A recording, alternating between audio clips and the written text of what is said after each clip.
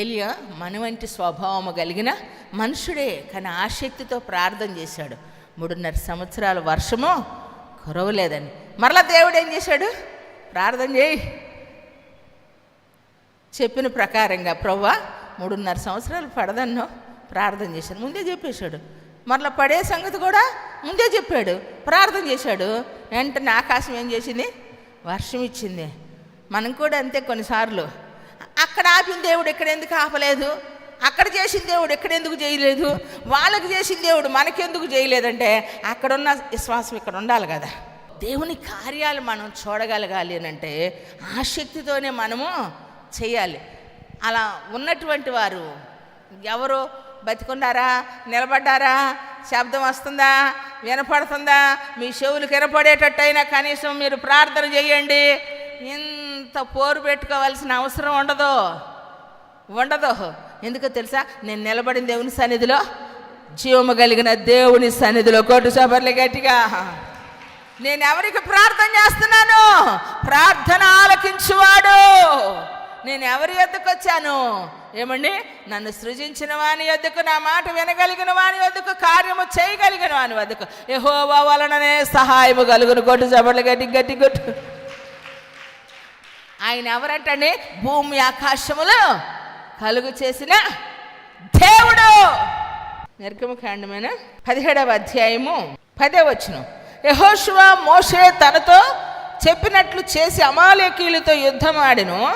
మోషే, అహరోను, హూరు అనువారు ఆ కొండ శిఖరం ఎక్కిరి. మోషే తన చెయ్యి పైకెత్తినప్పుడు ఇశ్రాయేలీలు గెలిచిరి. మోషే తన చెయ్యి దింపినప్పుడు అమాలేకీయులు గెలిచిరు. మరి గట్టి కొట్టు. చెయ్యి ఎత్తండి అంటే ఎట్టెత్తుతారు. ఏమండి? ఎట్టెత్తుతారు. లేదంటే కొంతమంది ఎట్టెత్తుతారు, కొంతమంది అఫీషియల్ అనమాట. ఏమండి? కొంతమంది అఫీషియల్గా ఎత్తుతారు.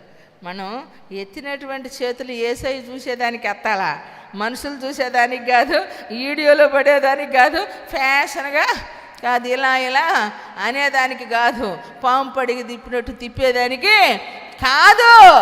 దేవుడిని సన్నిధి అంటే మోషే చేతుల్లో ఉన్నటువంటి బలం చూడండి. చేతులు ఎత్తితేనేమో ఇశ్రాయేలీలు గెలుస్తున్నారంట, చేతులు దించితేనేమో అమాలేకీయులు ఓడిపోతున్నారంట. ఆ ఎత్తిన చేతులు దించకుండా ఎవరి చేతులండి? హలో, ఎవరి చేతులు? ఊరు అహరోనోళ్ళ చేతులా? ఊరు అహరోనోళ్ళ చేతుల్లో ఏమి లేదు, పవర్ లేదు. ఎవరి చేతుల్లో ఉంది? మోషే చేతిలో ఉంది. అంటే నేను చేతులు ఎత్తి ప్రార్థించుట, ఏమని? సాయంకాలపు నైవేద్యం వలె కొట్టు చప్పట్లు, ప్రైజ్ ది లార్డ్, హల్లెలూయా. నేను చేతులు ఎత్తుట సాయంకాలపు నైవేద్యం వలె. నిర్దోషమైన చేతులు అంట. చేతులు ఏ చేతులు అంటండి? నిర్దోషమైన చేతులు ఎత్తి మనం ప్రార్థించినప్పుడు ఏమండి? నిష్పక్షపాతంగా దేవుడు మన ప్రార్థన ఆలకిస్తాడు. ప్రియులారా, శాశ్వత కాలం అట. దేవునికి విరోధంగా వాళ్ళు చేతులు ఎత్తారు. ఏమన్నా అమాలేకీయులకు విరోధంగా మోషే చేతులు ఎత్తిన కారణం కంట శాశ్వత కాలం వరకు అమాలేకీయుల కంట దేవుడు ఏమయ్యారు తెలుసా? చదువు చివరొచ్చును. అమాలేకీయులు 16 అదే అధ్యాయంలో, అమాలేకీయులు తమ చేతిని యెహోవా సింహాసనములకు విరోధముగా ఎత్తిరి కనుక యెహోవాకు అమాలేకీయులతో తరతరములకు యుద్ధమనను. చబళ్ళు గట్టి దేవుణ్ణి స్తుతిద్దామా? ప్రైజ్ ది లార్డ్, హల్లెలూయా. ఏమని? యెహోవాకు విరోధంగా వాళ్ళ చేతులు ఎత్తారు. అందుకని యెహోవా అమాలేకీయులకి ఏమైపోయాడంటే తరతరాలకు యుద్ధం. కాబట్టి దేవుని పక్షాన మనముంటే మన పక్షాన దేవుడు ఉంటాడు. ఎవరి పక్షాన చేతులు ఎత్తాలా? యెహోవా పక్షమున చేతులు ఎత్తాలా, క్రైస్తవుల పక్షాన చేతులు ఎత్తాలా. కాబట్టి ఆయన ధ్వజమెత్తుతాడు. చప్పట్లు కొట్టి దేవుణ్ణి స్తుతిద్దామా? విజయాన్ని చూడాలి అని అంటే ఏమండి?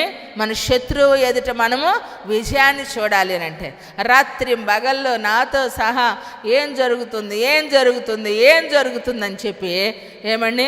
వాళ్ళు అట చెబుతున్నారు, వీళ్ళు ఎట చెబుతున్నారు, ఈ ఛానల్ ఆ ఛానల్, వాళ్ళు వీళ్ళు అయ్యో అని బాధపడుతున్నాం. కానీ ప్రపంచంలో ఉన్న క్రైస్తవ్యం మన భారతదేశానికి వచ్చిన ఊపిరిని బట్టి ఏమండి 3 రోజులు ఒక ఆయన దగ్గర మనం అందరము విచారణ చేస్తే అద్భుతమైన రిజల్ట్ చూస్తాం. కొట్టు చప్పట్లే గట్టిగా ప్రైజ్ ది లార్డ్, హల్లెలూయా.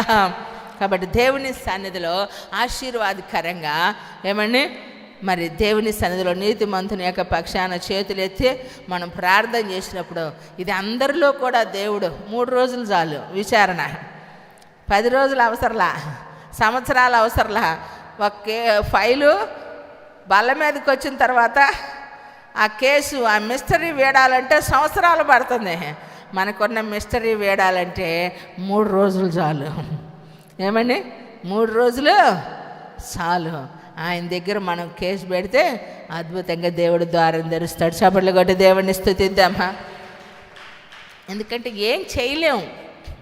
జరిగిపోయిన తర్వాత ఏది చెప్పినా వినటం వరకే, చేయాల్సింది ఏమీ జరిగేది కూడా లేదు, వచ్చేది లేదు, ఒరిగేది లేదు. కాబట్టి మనవంతుగా దేవుని సన్నిధిలో ప్రార్థనా సమయాన్ని పెంచుకుందాం. ఎందుకంటే భారతదేశానికి ఒక పెద్ద గిఫ్ట్ వచ్చింది.